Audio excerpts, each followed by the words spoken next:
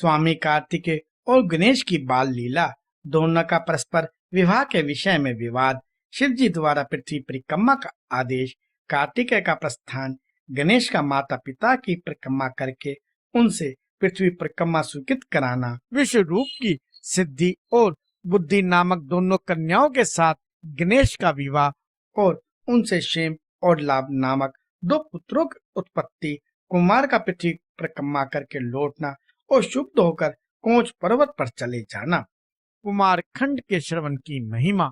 नारद जी ने पूछा, तात मैंने गणेश के जन्म संबंधी अनुपम वृत्तांत तथा परम पराक्रम से विभूषित उनका दिव्य चरित्र भी सुन लिया।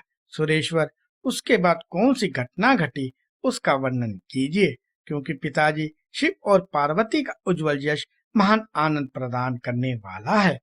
ब्रह्मा जी कहते हैं, मुनिश्रेष्ठ तुम तो बड़े कारुणिक हो, तुमने बड़ी उत्तम बात पूछी है। ऋषि सत्तम, अच्छा अब मैं उसका वर्णन करता हूँ, तुम ध्यान लगाकर सुनो।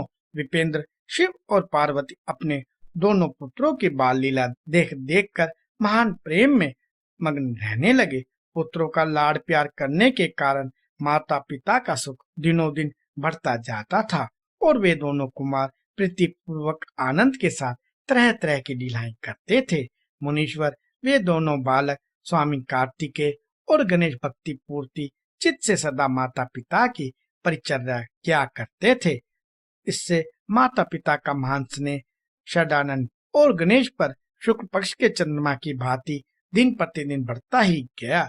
एक समय शिव और शिवा दोनों प्रेम पूर्वक एकांत में बैठकर यूं विचार करने लगे कि हमारे ये दोनों पुत्र विवाह के योग्य हो गए, अब इन दोनों का शुभ विवाह कैसे संपन्न हो। हमें तो जैसे षडानंद प्यारा है वैसे ही गणेश भी। ऐसी चिंता में पड़कर वे दोनों लीलावश आनंदमग्न हो गए। मुने, माता पिता के विचार को जानकर उन दोनों पुत्रों के मन में भी विवाह की इच्छा जाग उठी। वे दोनों पहले मैं विवाह करूंगा और पहले मैं विवाह करूंगा यूं बारंबार कहते हुए परस्पर विवाद करने लगे। तब जगत अधीश्वर वे दोनों दंपत्ति पुत्रों की बात सुनकर लौकिक आचार का आश्रय ले परम विस्मय को प्राप्त हुए। कुछ समय बाद उन्होंने अपने दोनों पुत्रों को बुलाया और उनसे इस प्रकार कहा। शिव पार्वती बोले, सुपुत्रों, हम लोगों ने पहले से ही एक ऐसा नियम बना रखा है जो तुम दोनों के लिए सुखदायक होगा। अब हम यथार्थ रूप से उसका वर्णन करते हैं, तुम लोग प्रेम पूर्वक सुनो। प्यारे बच्चों, हमें तो तुम दोनों पुत्र समान ही प्यारे हो, किसी पर विशेष प्रेम हो ऐसी बात नहीं है। अतः हमने तुम लोगों के विवाह के विषय में एक ऐसी शर्त बनाई है जो दोनों के लिए कल्याणकारी है। वह शर्त यह है कि जो सारी पृथ्वी की परिक्रमा करके पहले लौट आएगा उसी का शुभ विवाह पहले किया जाएगा। ब्रह्मा जी कहते हैं, मुने, माता पिता की यह बात सुनकर सर्वजन्मा महाबली कार्तिकेय तुरंत ही अपने स्थान से पृथ्वी की परिक्रमा करने के लिए चल दिए, परंतु अगाध बुद्धि वाले संपन्न गणेश वहीं खड़े रह गए। वे अपनी उत्तम बुद्धि का आश्रय ले बार बार मन में विचार करने लगे कि अब मैं क्या करूं, कहाँ जाऊं। परिक्रमा तो मुझसे हो नहीं सकेगी, क्योंकि कोस भर चलने के बाद आगे मुझे चला जाएगा नहीं। फिर सारी पृथ्वी की परिक्रमा करके मैं कैसे सुख प्राप्त कर सकूंगा। ऐसा विचार कर गणेश जी ने जो कुछ किया उसे सुनो। उन्होंने अपने घर लौटकर विधि पूर्वक स्नान किया और माता पिता से इस प्रकार कहा। गणेश जी बोले, पिताजी एवं माताजी, मैंने आप लोगों की पूजा करने के लिए यहाँ 2 आसन स्थापित किए हैं, आप दोनों इस पर विराजिए और मेरा मनोरथ पूर्ण कीजिए। ब्रह्मा जी कहते हैं, मुने, गणेश जी की बात सुनकर पार्वती और परमेश्वर उनकी पूजा ग्रहण करने के लिए आसन पर विराजमान हो गए।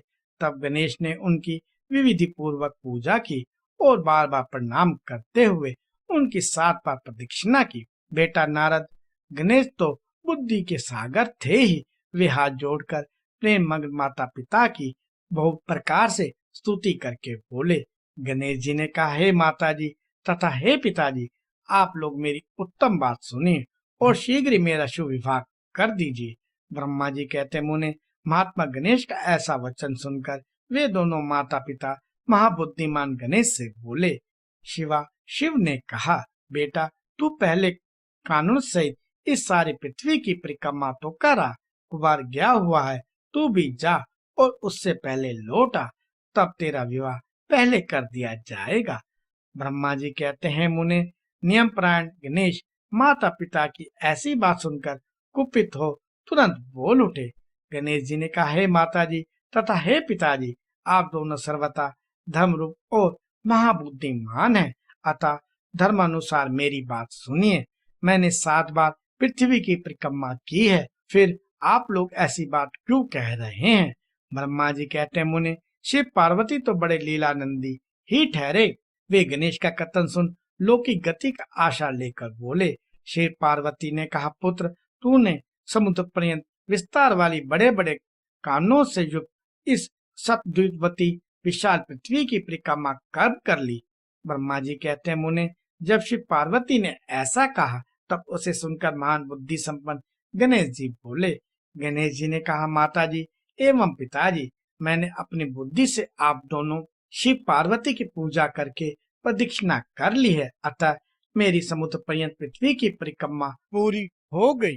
धर्म के संग्रहभूत वेदों और शास्त्रों में जो ऐसे वचन मिलते हैं वे सत्य हैं अथवा असत्य।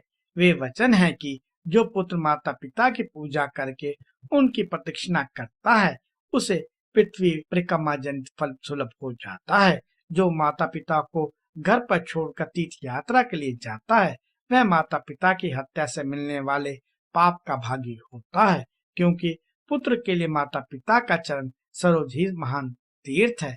अन्य तीर्थ तो दूर जाने पर प्राप्त होते हैं, परंतु धर्म का साधन बुद्ध यह तीर्थ तो पास में ही सुलभ है। पुत्र के लिए माता पिता और स्त्रियों के लिए पति, ये दोनों सुंदर तीर्थ घर में ही वर्तमान है। ऐसा जो वेद शास्त्र निरंतर उद्घोषित करते रहते हैं उसे फिर आप लोग असत्य कर दीजिए, और यदि वह असत्य हो जाएगा तो निसंदेह वेद भी असत्य हो जाएगा और वेद द्वारा वर्णित आपका यह स्वरूप भी झूठा समझा जाएगा।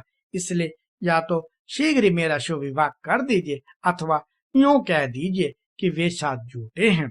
आप दोनों धर्म रूप है, अतः भली भांति विचार करके इन दोनों में जो परमोत्तम प्रतीत हो उसे यत्न पूर्वक करना चाहिए। ब्रह्मा जी कहते, मुने तब जो बुद्धिमान में श्रेष्ठ उत्तम बुद्धि संपन्न तथा महान ज्ञानी है वे पार्वती नंदन गणेश इतना कहकर चुप हो गए। इधर वे दोनों पति पत्नी जगदीश्वर शिव पार्वती गणेश के वचन सुनकर परम विस्मित हुए। तदंतर वे यथार्थ भाषी एवं अद्भुत बुद्धि वाले अपने पुत्र गणेश की प्रशंसा करते हुए बोले। शिवा शिव ने कहा, बेटा तू महान आत्मबल से संपन्न है, इसी से तुझ में निर्मल बुद्धि उत्पन्न हुई है। तूने जो बात कही है वह बिल्कुल सत्य है, अन्यथा नहीं है। दुख का अवसर आने पर जिसकी बुद्धि विशिष्ट हो जाती है उसका दुख उसी प्रकार विनष्ट हो जाता है जैसे सूर्य के उदय होते ही अंधकार। जिसके पास बुद्धि है वही बलवान है, बुद्धिहीन के पास बल कहाँ। पुत्र वेद शास्त्र और पुराण में बालक के लिए धर्म पालन की जैसी बात कही गई है वह सब तूने पूरी कर ली। तूने जो बात कही है वह दूसरा कौन कर सकता है। हमने वह बात मान ली, अब इसके विपरीत नहीं करेंगे। ब्रह्मा जी कहते हैं, नारद यूं कहकर उन दोनों ने बुद्धि सागर गणेश को सांत्वना दी और फिर वे उनके विवाह के संबंध में उत्तम विचार करने लगे। इसी समय जब प्रसन्न बुद्धि वाले प्रजापति विश्वरूप को शिव जी के उद्योग का पता चला तब उस पर विचार करके उन्हें परम सुख प्राप्त हुआ। उन प्रजापति विश्वरूप ने दिव्य रूप संपन्न अपने सर्वांग शोभना 2 सुंदर कन्याएं थी जिनका नाम सिद्धि और बुद्धि था। भगवान शंकर और गिरिजा के उन दोनों के साथ हर्षपूर्वक गणेश का विवाह संस्कार संपन्न कराया। उस विवाह के अवसर पर संपूर्ण देवता प्रसन्न होकर पधारे। उस समय शिव और पार्वती का जैसा मनोरथ था उसी के अनुसार विश्वकर्मा ने वह विवाह किया। उसे देखकर ऋषियों तथा देवताओं को परम सुख प्राप्त हुआ। मुने गणेश को भी परम हर्ष प्राप्त हुआ। मुने गणेश को भी उन दोनों पत्नियों के मिलने से जो सुख प्राप्त हुआ उसका वर्णन नहीं किया जा सकता। कुछ काल के पश्चात महात्मा गणेश के उन दोनों पत्नियों से 2 दिव्य पुत्र उत्पन्न हुए। उनमें गणेश पत्नी सिद्धि के गर्भ से क्षेम नामक पुत्र उत्पन्न हुआ और बुद्धि के गर्भ से जिस परम सुंदर पुत्र ने जन्म लिया उसका नाम लाभ हुआ।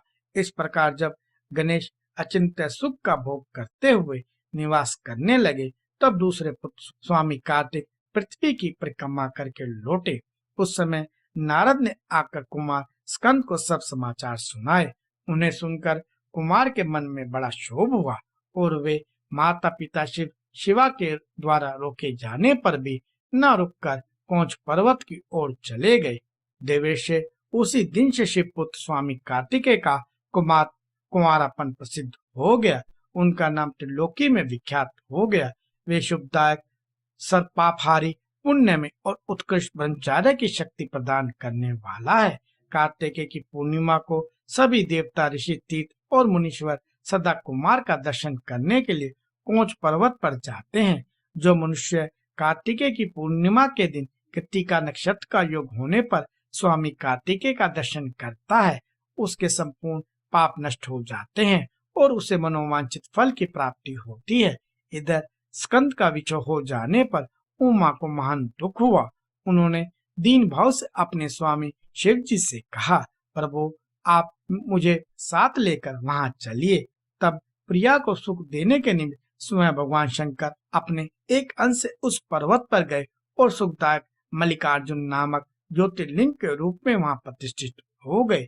वे सत्पुरुषों की गति और अपने सभी भक्तों के मनोरथ पूर्ण करने वाले हैं। वे आज भी शिवा के सहित उस पर्वत पर विराजमान हैं। बेटा नारद, वे दोनों शिवा शिव भी पुत्र स्नेह से विहल होकर प्रत्येक पर्वत पर कुमार को देखने के लिए जाते हैं। अमावस्या के दिन वहां स्वयं शंभु पधारते हैं और पूर्णिमा के दिन पार्वती जी जाती हैं। मुनीश्वर, तुमने स्वामी कार्तिकेय और गणेश जी का जो जो वृत्तांत मुझसे पूछा था वह सब मैंने तुम्हें कह सुनाया। इसे सुनकर बुद्धिमान मनुष्य समस्त पापों से मुक्त हो जाता है और उसकी सभी शुभकामनाएं पूर्ण हो जाती हैं। जो मनुष्य इस चरित्र को पढ़ता अथवा पढ़ाता है एवं सुनता अथवा सुनाता है, निसंदेह उसके सभी मनोरथ सफल हो जाते हैं। यह अनुपम आख्यान पापनाशक, कीर्तिप्रद, सुखवर्धक, आयु बढ़ाने वाला, स्वर्ग की प्राप्ति कराने वाला, पुत्र पोत की विद्धि करने वाला, मोक्षप्रद, शिव जी के उत्तम ज्ञान का प्रदाता, शिव पार्वती में प्रेम उत्पन्न करने वाला और शिव भक्ति वर्धक है। यह कल्याणकारक शिव जी के अद्वित ज्ञान का दाता और सदा शिवमय है। अतः मोक्षकामी एवं निष्काम भक्तों को सदा इसका श्रवण करना चाहिए। रुद्र संहिता का कुमारखंड संपूर्ण।